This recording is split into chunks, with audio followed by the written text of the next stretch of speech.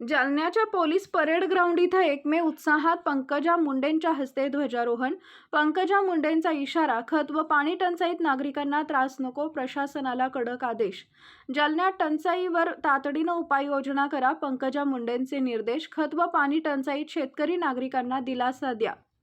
आज दिनांक 1 रोजी शुक्रवारी 1 मे महाराष्ट्र दिनानिमित्त जालना येथील पोलीस परेड ग्राउंड इथं आज सकाळी 8 वाजता उत्साहात ध्वजारोहण सोहळा पार पडला.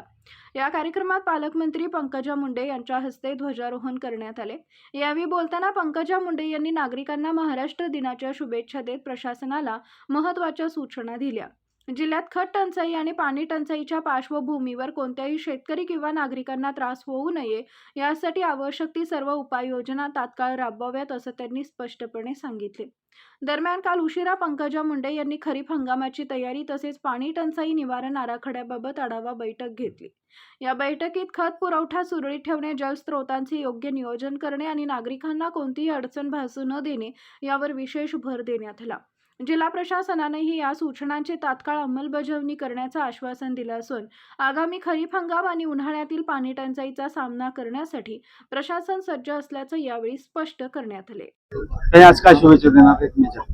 आज 1 मे महाराष्ट्र दिन आहे. आपण महाराष्ट्रातले लोक आहोत. आपलं राष्ट्र नसून महाराष्ट्र आहे आणि महाराष्ट्राने जी अभूतपूर्व प्रगती केलेली आहे अनेक दशकामध्ये, त्याचा अभिमान बाळगून महाराष्ट्र अजून मोठा व्हावा, दिल्लीचेही तख्त राखतो महाराष्ट्र माझा ही ओळ आहे. ती जेव्हा जेव्हा उच्चारली जाते गाण्यामध्ये माझ्या अंगावर शहारे येतात. तसं एक देशामध्ये महाराष्ट्राने असं काही करून दाखवलं, असं सदैव महाराष्ट्राची ओळख व्हावी, हेच माझी महाराष्ट्राच्या दिनाच्या निमित्त सर्व महाराष्ट्रातील लोकांना शुभेच्छा आहे.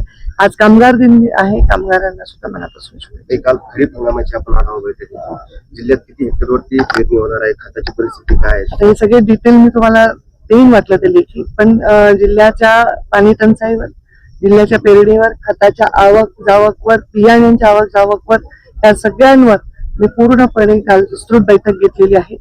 कर्ज पुरवठ्याच्या संदर्भात सुद्धा विस्तृत चर्चा केली आहे आणि कुठल्याही प्रकारे लोकांना त्रास नाही व्हायला पाहिजे अशा प्रशासनाला सूचना दिलेल्या आहेत. आपल्या जिल्ह्यामध्ये नव्यानं चिया सीडचं मोठं उत्पादन होतंय, त्याबद्दल काही आव्हान? अरे, चिया सीड हे झालंय मॉडर्न फूड. शहरामध्ये, डाएट मध्ये, सेलिब्रिटीज मध्ये प्रचंड पॉप्युलर आहे. खूप महाग आहे. मी रोज खाते. ते शरीरासाठी खूप उपकारक आहे आणि त्यामुळे त्याची लागवड करून चांगलं पीक म्हणजे 80,000 ते 1,00,000 रुपये एकरी उत्पन्न होत आहे शेतकऱ्यांना, जे शाश्वत आहे आणि त्याचा प्रयोग करून घेतलाय आपण आणि अनेक लोक करणार आहेत. पुढे आपली शासन त्याला मदत करेल.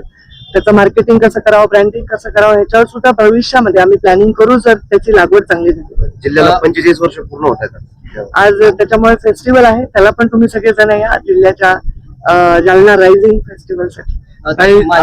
माजी आमदाराचं निधन झाले सुरेश कुमार आता सकाळी 6 वाजता 5 ते 6. अरे बापरे, धक्कादायक आहे. म्हणजे मलाच माहिती नाही, कोणी म्हणलं नाही. म्हणजे खूप धक्कादायक गोष्ट आहे. अत्यंत हेफिट होते आणि काही वाटलं नाही असं तब्येतीचं वगैरे. खूप शॉकिंग आहे. मी त्यांना श्रद्धांजली व्यक्त करते आणि मला माहिती दिल्याबद्दल धन्यवाद. अनुदान घोटाळा झालेला आहे जालन्यात, त्याचं अजून थंड बसतात काम चालू नाही, काही थंड बसत नाही, चांगलं काम चालू.